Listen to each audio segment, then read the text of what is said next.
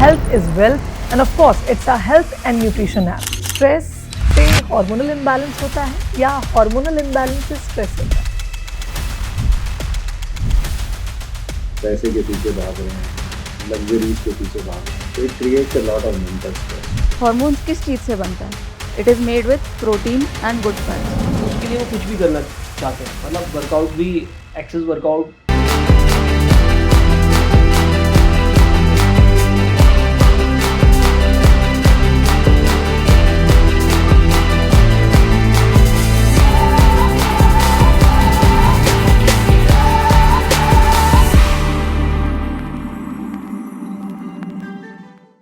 Chemical messengers, let's know them better. Hi guys, I'm Anchor Shubhangi and here we are with another episode which promotes health and fitness.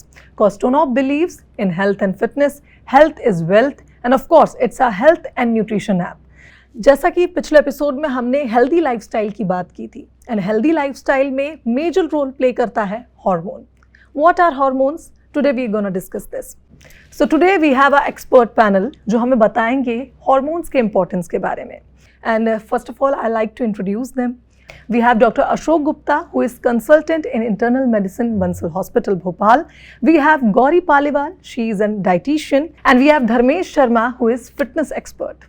So first of all, Dr. Ashok, I want to ask, hormones. जब भी हम hormones के बारे में बात करते हैं तो लगता है कि कोई बहुत बड़ा साइंटिफिक टर्म है, मेडिकल टर्म है. What are hormones in easy language? Hormones जो हैं basically they are the chemical messengers. आपने देखा, आपको पता है कि बॉडी में, पूरी बॉडी में ब्लड फ्लो करता है in the arteries of the body. कुछ ग्लैंड्स होते हैं जिनको बोलते हैं endocrine glands. Those endocrine glands, they produce certain chemical substances which act as the chemical messengers, and from the endocrine gland they are carried to the target organs like insulin. Insulin is produced in pancreas, but through the bloodstream it goes to the various target organs like muscle, liver, kidney and all. So in brief, they are the chemical messengers which travel through blood to the various target organs where they act. Gauri ma'am, जैसा Ashok sir ने बताया कि एक target पे ये hormones काम करते हैं. When we talk about diet, क्या डाइट का भी कहीं ना कहीं कोरिलेशन होता है हार्मोन से? जैसा हम खाएंगे क्या हमारे हार्मोन्स उस तरह से काम करें? Yes definitely. क्योंकि जो हार्मोन्स है, हार्मोन्स किस चीज़ से बनता है? It is made with protein and good fats. और वो हमें कहाँ से मिलेगा? वो हमें अच्छी डाइट से ही मिलेगा, right? So until and unless we have those nutrients in our diet, वो हार्मोन्स प्रोड्यूस ही नहीं होंगे. So that is the base कि जब तक आप आपकी डाइट, आपकी you are not having that balanced diet, वो करेक्ट प्रोपोर्शन में नहीं जा रही है, आपके बॉडी को वो रॉ इंग्रेडिएंट नहीं मिल रहा है, हार्मोन्स का प्रोडक्शन भी प्रॉपरली नहीं होगा. बिल्कुल. और जैसे हम बात कर रहे थे एक बैलेंस डाइट की, जब बैलेंस डाइट की बात आती है तो उसके साथ एक चेरी ऑन द केक बोलते हैं, होती है एक्सरसाइज या फिटनेस. जब हम फिटनेस की अगर हम टोटली बात करें तो उसमें एक्सरसाइज का एक मेजर रोल होता है. जब हम हार्मोन्स की बात कर रहे हैं, क्या हार्मोन्स एक्सरसाइज से रिलेट करते हैं? क्या एक्सरसाइज का असर हमारे हार्मोन्स पे पड़ता है? बिल्कुल. सबसे पहले तो मैं कहूँगा कि ये टॉपिक जो आपने उठाया है आज, ये बहुत ही इम्पोर्टेंट टॉपिक है. क्योंकि जनरली जो पब्लिक जैसे हमारी फिटनेस सेंटर्स पे भी आती है तो they are only come for the weight loss and weight gain, and उसके लिए वो कुछ भी करना चाहते हैं, मतलब वर्कआउट भी, एक्सेस वर्कआउट या any form of workout like cardio अगर सपोज कर रहे हैं तो 2-3 घंटे तक कार्डियो कर रहे हैं, है ना. उनको बिल्कुल भी इस चीज़ की अवेयरनेस नहीं है कि इस एक्सेसिव वर्कआउट से या वर्कआउट ना करने से हमारे हार्मोन्स पे क्या इफेक्ट आता है. जैसा कि मैडम ने बताया और सर ने बताया कि हर एक एक्टिविटी, हर चीज़ के लिए हार्मोन्स रिस्पॉन्सिबल है. इवन हमारी नींद, हमारा हंसना, हमारा भूख लगना, ये छोटी छोटी सी चीज़ें जो कभी हम रियलाइज़ ही नहीं करते कि इन पे भी हार्मोन्स इफेक्ट डालते हैं. तो ये सारी चीज़ों को प्रॉपर रेगुलेट करने के लिए हार्मोन्स रिस्पॉन्सिबल हैं. और हार्मोन्स जैसे मैडम ने बताया कि, सर ने बताया कि केमिकल्स जो ब्लड के थ्रू हमारे सभी ऑर्गन्स में पहुंचते हैं. तो अब हमने प्रॉपर न्यूट्रिशन ले लिया, बट अब इस न्यूट्रिशन को ऑर्गन्स तक कैसे पहुंचाएंगे? तो बाय ब्लड. तो by doing exercise you can improve your blood circulation, है ना, जिससे कि आपके जो हार्मोन रिसेप्टर्स हैं वो एक्टिवेट होंगे और प्रॉपरली आपके हर ऑर्गन्स को रिलेटेड हार्मोन्स पहुंच पाएंगे। बिल्कुल डॉक्टर अशोक, जैसा कि अभी धर्मेश सर ने बताया कि कोई भी बॉडी में अगर हम कुछ काम कर रहे हैं, कोई भी फंक्शनिंग हो रही है तो hormones are responsible. How will explain कि हार्मोन्स का क्या इफेक्ट होता है फुल बॉडी पर? देखिए, अपन सबसे जो कॉमनली नोन हार्मोन्स हैं उसमें मैं बोलूँगा एक तो इंसुलिन है जो कि डायबिटीज़, जिसका इम्बैलेंस डायबिटीज़ कॉज करता है। Thyroid is a very common disorder, है ना। आजकल आपको हर तीसरे बंदे को दिख जाएगा कि इसको थायराइड का प्रॉब्लम है ना। सो let us come to insulin because diabetes, India is the diabetic capital of the world. So the maximum patients are of diabetes which we see. So by exercise, when we do exercise, insulin production is increased and insulin has actions on अपनी body जो होती है उसमें basically insulin जो है glucose consumption के काम आता है, जो कि बॉडी के various organs like skeletal muscle, liver, kidney, brain, heart, all these organs need a lot of glucose for energy. They utilize glucose for energy and insulin facilitates the entry of glucose into these organs like heart, kidney, liver, brain. So insulin acts like a key to a lock. If insulin deficiency is there, insulin doesn't enter the blood, the muscles and liver and all. So the blood sugar rises because insulin remains in the blood then. So this is the importance of hormones. Similar is the case with thyroid hormones, cortisol. See, all those hormones, they have different activities, but by taking the example of insulin, I have explained to you the mode of action of hormones. Okay, so basically you told us about the different hormones have different activities. So different diet plans also affects hormones? Yes, जैसे आजकल trend में जो diets चल रही हैं which you know targets a specific food component, can be low carb diet, can be keto diet जो आजकल बहुत कॉमन है, can be different kind of fasting diets जिसमें बहुत लार्ज गैप रहता है ऑफ फास्टिंग, जिसमें लोग खाना नहीं खाते. All such diets are exposing you to nutritional deficiencies. आपने आपके खाने में से एक मेजर कंपोनेंट हटा दिया, कार्बोहाइड्रेट हटा दिया, फैट, एसेंशियल फैट्स आपने हटा दिए, आपके डाइट में प्रोटीन की कमी है या जो माइक्रो न्यूट्रिएंट्स है, वाइटामिन्स, मिनरल्स की कमी है. ये सारी चीज़ों की कमी की वजह से हार्मोन प्रोडक्शन प्रॉपरली नहीं होगा and that will is not going to be a specific hormone कि मैं ये नहीं खाऊंगी तो ये हार्मोन प्रोड्यूस नहीं होगा. It can be any.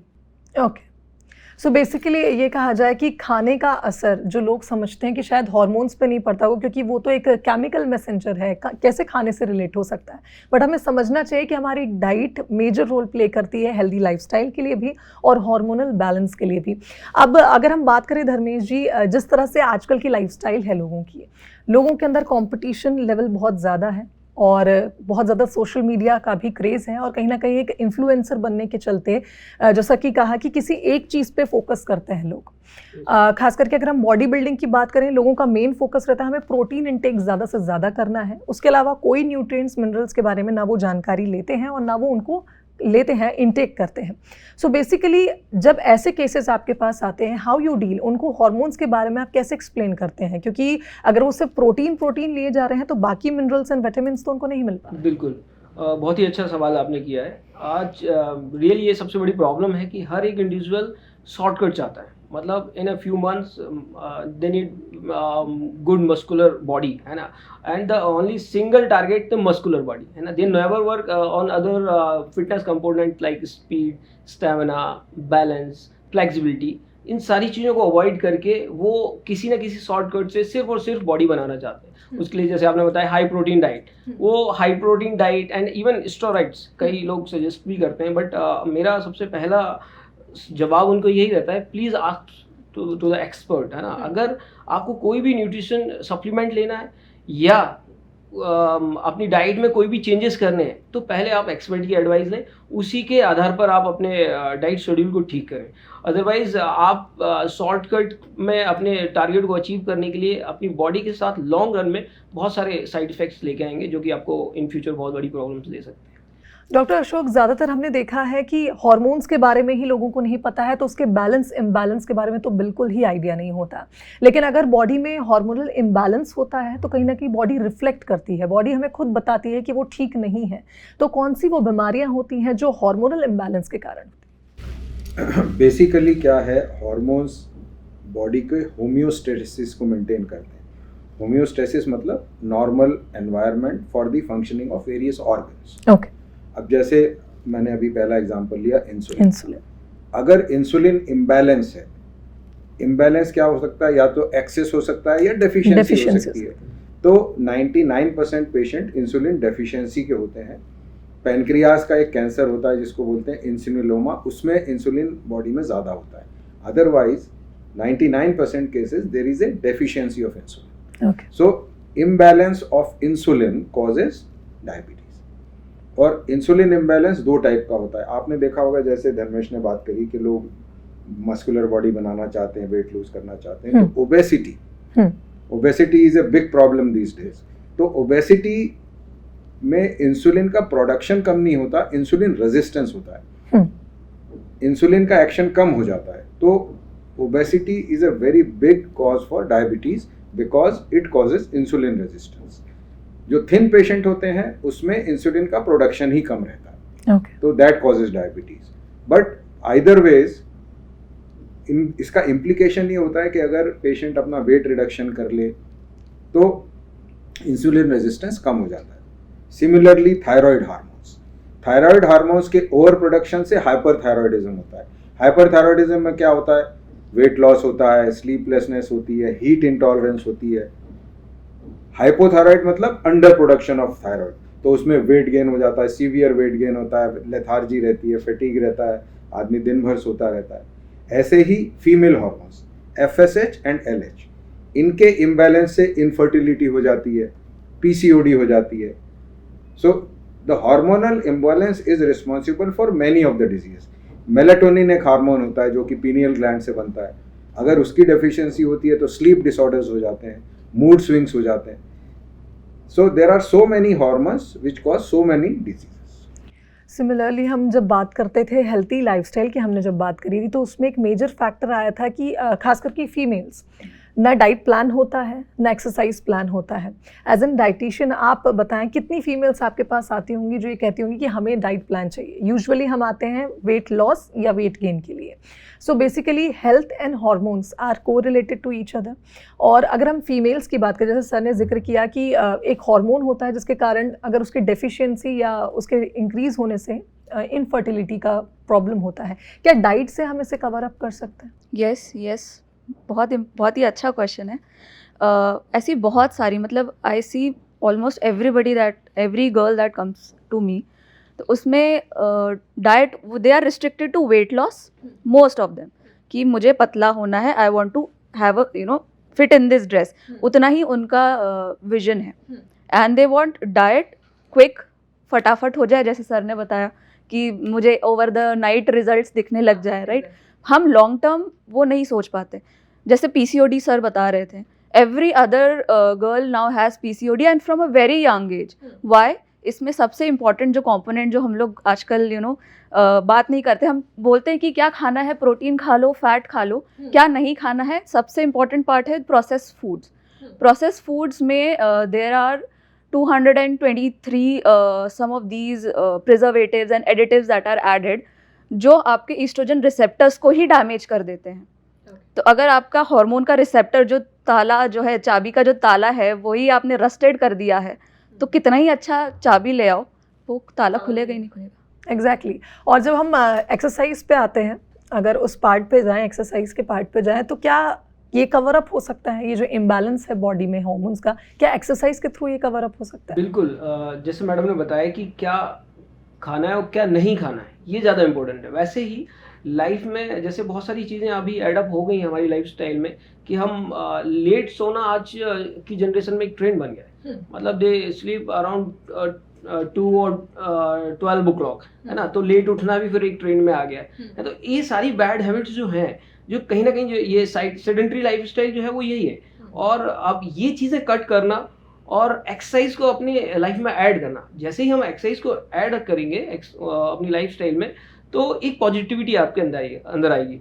Endorphin एक हार्मोन होता है जिसको हैप्पी हार्मोन भी कहते हैं, जो एक्सरसाइज करने से रिलीज होता है ना। तो उससे आपका फुल डे एक सेटिस्फेक्शन फील करेंगे आप। आपको अगर कोई भी स्ट्रेस है तो वो स्ट्रेस बस्टर का काम भी करती है एक्सरसाइज। तो ये सारे जो प्रॉब्लम्स हैं ये कहीं ना कहीं हार्मोन बेस्ड हैं, और इनको हम बाय डूइंग एक्सरसाइज बहुत ही अच्छे ढंग से हैंडल कर सकते हैं। जैसे सर ने भी बताया कि आप अगर अपना वेट रिड्यूस कर लेते हैं तो आपका इंसुलिन का रेगुलेशन प्रॉपर हो सकता है। तो कहीं ना कहीं लाइफस्टाइल और फिटनेस की ओर लोगों को आगे आने के लिए एक्सरसाइज एंड न्यूट्रिशन दोनों पे बहुत जोर देने की जरूरत है। I would like to add a point to this. जैसे आज जैसे सर ने बताया अभी कि आजकल का जो यंग क्राउड है, they like to sleep late, 1 बजे 2 बजे तक सो रहे हैं। But very important thing is कि रात का जो डीप स्लीप वाला जो टाइम है, विच वी से कि आप अर्ली सो जाओ 10 साढ़े 10 तक, so that early few hours of sleep are very important for the production of growth hormone, and growth hormone is the master hormone.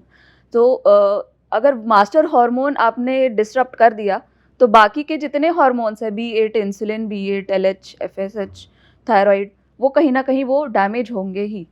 So sleeping at time is very very important, as important is your diet and your physical activity. But Gauri, जैसे कि हम बात करें आजकल के time की, सिर्फ हम अगर यंगस्टर्स को टारगेट करें, बेसिकली उनका तो एक ट्रेंड है कि उनको रात में देर तक जगना है, मोबाइल फ़ोन्स का यूज़ करना है या फिर कोई वेब सीरीज़ देखनी है। बट जो वर्किंग क्लास है, खास करके वो लोग जो लेट आवर्स तक वर्किंग में रहते हैं या अपने ऑफिसेज में रहते हैं, काम करके लौटते हैं, डॉक्टर्स हो सकते हैं, पुलिस ऑफिसर्स हो सकते हैं, ये किस तरह से अपने डाइट और फिटनेस चार्ट को बना सकते हैं? क्योंकि हो सकता है उनकी ड्यूटी extend कर जाए 9 to 10 hours, so how they'll manage getting that particular hours of sleep you were talking about? Hours of sleep, पहले तो quality of sleep is also very important. Try करें कि दिन में एटलीस्ट आप 6 to 8 hours की जो स्लीप है आप वो कहीं ना कहीं निकालें। कि डोंट, आप वर्क कर रहे हो, you have a certain aspiration, targets in life, but also जब तक आप अपने ऊपर फोकस नहीं करोगे, all those targets and aspirations कहीं भी पॉसिबल ही नहीं हो पाएगा कि आप मीट कर पाओ। So your health is your priority. जब तक आप फिट हो तभी तक आप उसके लिए वर्क कर पाओगे। आपकी फिटनेस नहीं है, आप maybe you have some kind of disease और maybe are not feeling energetic, आपकी फिटनेस लेवल उतना नहीं है, तो आपका हार्डवर्क भी कहीं ना कहीं इफेक्ट होगा ही। So your first focus has to be on your self. Try करें कि आप आपकी स्लीप आवर्स कहीं ना कहीं तो आप उसको निकालें एंड फिक्स कर दें कि I have to sleep from this time to this time, I have to eat a balanced diet on so and so time, and this has to be the portion size, and I have to work out from this time to this time. आप body को एक routine में लेके आएं and stick to that. Okay, so it's a big task nowadays, but try तो किया जा सकता है। Dr. Ashok, we were talking about processed foods. How you see processed food and then hormonal imbalance? How you'll explain?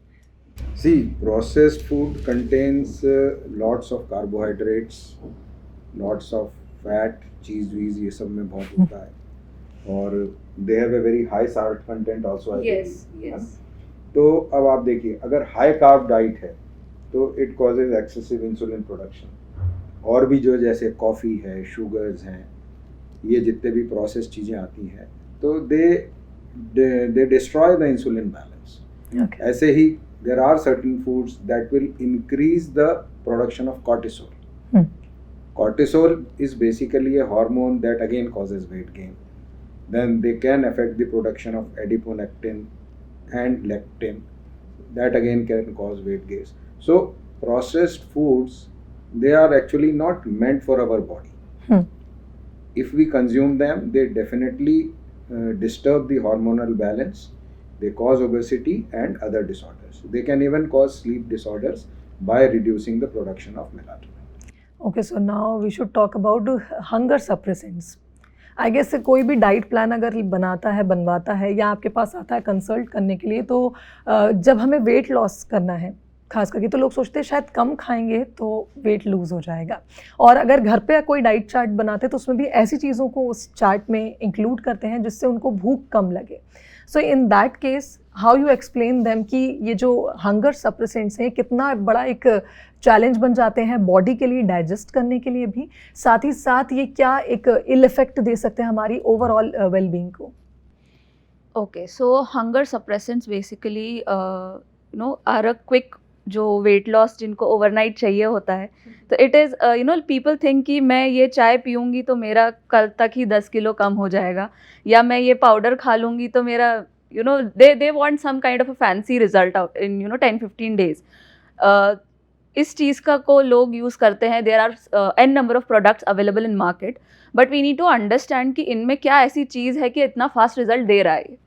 तो इनमें ऐसे बहुत सारे कंपोनेंट्स, केमिकल कंपोनेंट्स हैं जो यूज़ किए जाते हैं, विच plays with your apatite hormones, जो आपके हंगर है या जो आपको ब्रेन को सिग्नल पहुंचा रहा है कि भाई तुम्हारा पेट भर गया है, खाना मत खाओ, या तुम्हें भूख लगी है आप खाना चालू करो, वो उन हार्मोन्स को जाके डैमेज कर देता है, उनके प्रोडक्शन को इफेक्ट करता है।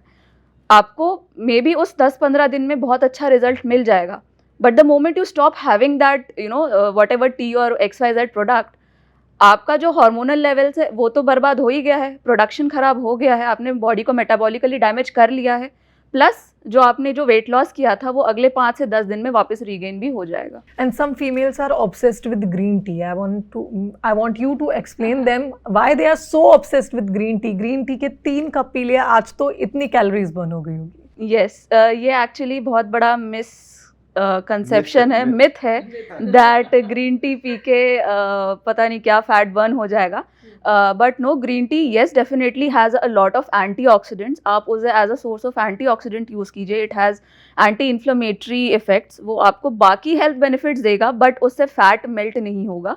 It might increase boost your metabolism a little bit, but it is not a magic, there is no magic trick to weight loss. Weight gain करने के लिए भी कोई 10 दिन नहीं लगता है, हम over the years we gain that whatever XYZ weight, तो बॉडी को time weight loss, sustainable weight loss के लिए भी टाइम लगता है, देयर इज़ नो मैजिक पिल।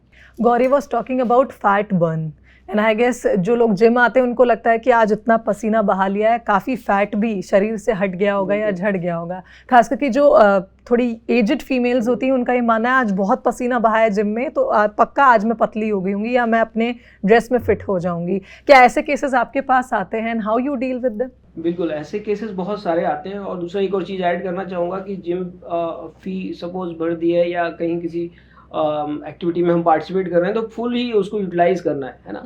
तो लोग 2-2, 3-3 घंटे तक वर्कआउट करते हैं और उससे वो अपना मेटाबॉलिक रेट एकदम इम्बैलेंस कर लेते हैं, जिससे कि उन्हें और बॉडी वेट गेन करने लगती है। मतलब इन फ्यूचर जब वो, जैसे कई लोगों का कॉन्सेप्ट होता है कि वो सिर्फ कैलोरी बर्न पे फोकस करते हैं कि ट्रेडमिल पे जाएंगे कि मैंने आज 200 कैलोरी बर्न किया, फिर क्रॉस ट्रेनर किया तो मैंने 300 कैलोरी बर्न किया, फिर मैंने स्पिनिंग कर लिया तो 500 वहाँ पे भी कर लिया और कुल मिला के मैंने 1500-2000 कैलोरी बर्न कर लिया इन 3 आवर्स, ठीक है, या 4 आवर्स। तो वो कहीं ना कहीं लॉन्ग टाइम में देखेंगे तो कोई भी इंडिविजुअल 3 आवर्स वर्कआउट एवरीडे नहीं कर सकता लॉन्ग टाइम, है ना, फॉर फ्यू मंथ्स में भी कर ले, है ना। तो फ्यूचर में क्या होता है कि बॉडी को आदत हो जाती है और पूरा मेटाबॉलिक रेट बिगड़ जाता है। और फ्यूचर में जब वो वर्कआउट छोड़ते हैं, आपने सुना होगा सोसाइटी में कई लोग होते हैं, हम जिम जाते थे तो दुबले हो गए थे, बट जैसे ही छोड़ा तो बहुत पुट ऑन कर लिया। तो बेसिक रीजन यही है कि कहीं ना कहीं आपने अपना मेटाबॉलिक रेट एकदम डिस्टर्ब कर लिया है। और दूसरा, आपका बॉडी का जो मसल लेवल था, जो आपके पास थोड़ा बहुत मसल पहले से था, वो भी आपने कहीं रिड्यूस कर लिया है ना। एक कहावत है कि जैसे हम बुरे वक्त में हमारी सेविंग्स काम आती है ना, कैपिटल काम आती है फाइनेंशियल क्राइसिस में, वैसी हेल्थ से रिलेटेड अगर कभी फ्यूचर में प्रॉब्लम आती है तो हमारी जो मसल्स हैं बॉडी में वो आपको हेल्प करते हैं। तो muscle behave like a capital, मतलब आपने जो पूंजी जमा की है वो आपके मसल्स हैं। तो हमें कोशिश करना चाहिए कि हमारे सारे फिटनेस ऑर्गन्स को हेल्दी बनाएं, उनकी एफिशिएंसी बढ़ाएं और मसल लेवल को हाई करें, ना कि मसल लेवल को डाउन करें। तो जो एक्सेसिव वर्कआउट रूटीन फॉलो करने से आप मसल को रिड्यूस कर लेते हैं और सारा hormonal imbalance and metabolic rate disturb, सारी समस्याओं को आप कहीं ना कहीं खुद ही बिल्कुल सही कहा आपने Dharmesh ji. And if we talk about stress, doctor Ashok, stress से हार्मोनल इम्बैलेंस होता है या हार्मोनल इम्बैलेंस से स्ट्रेस होता है? It is vice versa. But आजकल जैसी लाइफस्टाइल है लोगों की, पैसे के पीछे भाग रहे हैं, लग्जरीज के पीछे भाग रहे हैं, तो it creates a lot of mental stress. Everybody wants to become rich overnight. तो स्ट्रेस जब होता है तो बेसिकली सबसे ज़्यादा 2 हार्मोन्स रिलीज होते हैं, one is adrenaline and second is cortisol. और दोनों जो हार्मोन्स हैं बेसिकली बहुत ही डैमेजिंग है। एड्रेनालिन जो है वो, अब आपने देखा होगा कि सामने आपके एकदम शेर आ जाए तो दिल की धड़कन बढ़ जाती है, तो that is because of adrenaline. तो ऐसे ही एड्रेनलिन जो है हार्ट के ऊपर एक्शन करता है, उसका रेट बढ़ाता है, हार्ट का वर्क बढ़ाता है, तो it adversely affects the heart. Then it impairs your glucose balance. Normally अगर एड्रेनलिन ज़्यादा रिलीज होता है तो ब्लड ग्लूकोज भी बढ़ जाता है. और भी बहुत सारे उसके एडवर्स इफेक्ट्स होते हैं. It acts on the nerves also. Tremors आने लगते हैं, जैसे आपकी अभी अपने को एंजाइटी होती है तो ट्रेमर्स आने लगते हैं ना, तो that again is because of adrenaline. Okay. ऐसे ही कॉर्टिसोल जब बॉडी में रिलीज होता है स्ट्रेस की वजह से, तो अगेन इट ब्लड शुगर को ये बढ़ा देता है, ब्लड प्रेशर को बढ़ा देता है, फ्लूइड बैलेंस जो है बॉडी का सॉल्ट बैलेंस उसको ख़त्म कर देता है. तो stress basically has multifarious effects. और जैसे अपन कहते हैं ना कि अगर ज़िंदगी में सुकून है तो आदमी बिल्कुल ठीक है, तो बिल्कुल जब तक एड्रेनलिन और कॉर्टिसोल आपके ब्लड में नहीं, आप ठीक. सर, सुकून की बात करें, गौरी आपसे जानना चाहेंगे, अगर हम डाइट प्लान की बात करें, कोई ऐसा डाइट प्लान है जो हमें सुकून दे सकता है? जो आप ट्रेडिशनली खाते हैं, that is the best diet जो आपको सुकून देगा. If you know I recommend you a diet जो which is very separate from what you eat on a daily basis, वो आपको 4, 5, 6 दिन तक चलेगी. उसके आगे you will be like ये क्या करना है, ये कैसे बनाओ, अब कैसे खाऊं. But the diet which you have been eating, which you and your family has been eating for a very long time, जो हमारा ट्रेडिशनल इंडियन थाली पैटर्न है, रोटी सब्जी दाल चावल, that is the best kind of a diet that you should have. And avoid process products. Avoid, जैसे coffee है जो आजकल बहुत लोग चलते फिरते कॉफ़ी, वर्किंग प्रोफेशनल्स के तो टेबल पे रखी ही रहती है, पूरे दिन भर कॉफ़ी ही सिप करेंगे, जो सर बता रहे हैं कि उससे हमारा जो कॉर्टिसोल लेवल है, हमारे जो स्ट्रेस हार्मोन्स है वो बढ़ जाते हैं. तो ये चीज़ें हम अवॉइड करें. हेल्दी मील खाएं, सस्टेनेबल जो डाइट होती है, don't try to follow something which is in trend. Have healthy sustainable traditional diets which you have been following since ages. बिल्कुल. And Dharmesh ji, you are talking about happy hormone, तो ऐसे कौन सी exercise है जो daily basis पे हम कर सकते हैं? ज़रूरी नहीं जिम में आना, लेकिन वो हमें सुकून दे सकती है लाइफ. बिल्कुल, उसमें आप आपके इंटरेस्ट के अकॉर्डिंग वर्कआउट चूज़ करें तो बेटर होगा. जैसे कुछ लोग डांस करना पसंद करते हैं, सपोज किसी को बैडमिंटन खेलना पसंद है, किसी को स्विमिंग पसंद है, या योगा करना पसंद है. तो एनी टाइप ऑफ वर्कआउट जो आपको फर्स्ट इंटरेस्ट जिसमें हो, उससे आप स्टार्ट लें. और इन फ्यूचर हमारे जो भी फिटनेस गोल है, मतलब सपोज आपको अगर आपके मस्कुलर सिस्टम पे वर्क करना है तो अकॉर्डिंगली आप रेजिस्टेंस ट्रेनिंग को उसमें एडअप करें, है ना. सपोज आपकी इंड्योरेंस कैपेसिटी कम है, आपका स्टेमिना कम है, तो आप इंड्योरेंस ट्रेनिंग को उसमें ऐड करें by doing skipping, by doing cycling, या बाय डूइंग स्विमिंग, एनीथिंग, है ना. सपोज जैसे डायबिटिक पेशेंट्स होते हैं, उनकी बॉडी बड़ी स्टिफ होने लगती है ना, तो सिटिंग जॉब प्रोफेशनल्स हैं तो उनकी बैक हमेशा स्टिफ रहेगा, हैमस्ट्रिंग स्टिफ रहेगा, तो डू सम योगा जिसमें आपकी स्ट्रेचिंग एक्सरसाइजेस हो, फ्लेक्सिबिलिटी हो, जॉइंट मोबिलिटी इंक्रीज हो. तो इस तरह से कहीं ना कहीं आप, जैसे पहले भी हमने बात की कि कई लोग हैं जो करना चाहते हैं बट नहीं कर पाते हैं बिजी शेड्यूल की वजह से, और कहीं ना कहीं विल पावर. तो मेरा हमेशा सजेशन यही रहा है कि स्मॉल गोल्स, मतलब छोटे छोटे, बहुत ज़्यादा बड़ा गोल लेके नहीं चला. मतलब अगर आप ओवरवेट हैं तो आप ये टारगेट ना करें कि मुझे वेट रिड्यूस करना, आप ये टारगेट करें कि मुझे एक्टिव लाइफस्टाइल फॉलो करना है. That's it. आप मॉर्निंग टाइमली उठेंगे, सब सुबह वॉक स्टार्ट करेंगे, वो भी आपको सेटिस्फेक्शन देगा. फिर जैसे जैसे आप उस चीज़ को रूटीन को कंटिन्यू करेंगे, ऑटोमेटिकली आपके अंदर कॉन्फिडेंस आता जाएगा कि नहीं, अभी मुझे सेकंड स्टेप्स क्या करना है, थर्ड स्टेप क्या करना है. और कहीं ना कहीं अगर कुछ लोग हैं जैसे PCOS या PCOD के भी कई पेशेंट हमारे पास आते हैं, और डिप्रेशन, स्ट्रेस, तो उस टाइम पे कहीं ना कहीं आपको हर एक इंडिविजुअल को एक्सपर्ट की नीड लगती है, एक अच्छे काउंसलर या एक अच्छे इंस्ट्रक्टर की, जो कि उसे गाइड कर सके और उस स्ट्रेसफुल जो उनका जोन जो चल रहा है उसको ब्रेक करने के लिए मोटिवेटेड रख सके every day for a workout और फॉर अ हेल्दी लाइफस्टाइल. बिल्कुल. डॉक्टर अशोक, इसके बाद हम कंक्लूड करेंगे. Last question I want to ask, and that is age and hormones. Do we have any connection between age and hormones? Yeah, definitely. See, as you age, there are many hormones whose production is reduced. Like the most important are sex hormones. जैसे जैसे females की as बढ़ती है, oestrogen production कम हो जाता है. Mails की as बढ़ती है तो टेस्टोस्टेरोन कम हो जाता है. Testosterone is responsible for libido, that is sexual urge and sexual performance. ऐसे ही estrogens are very important for females. So production of these hormones is reduced, which leads to the consequential changes. Similarly, metabolism, of various hormones is also affected by aging. Okay. By metabolism, we mean the destruction of the hormone. See, whatever is produced in the body has to be destroyed, and the new has to be produced. So, metabolism of many hormones is reduced by aging. Aging is basically a thing which nobody would like to have, but yes, it does reduce the efficiency of your hormonal system.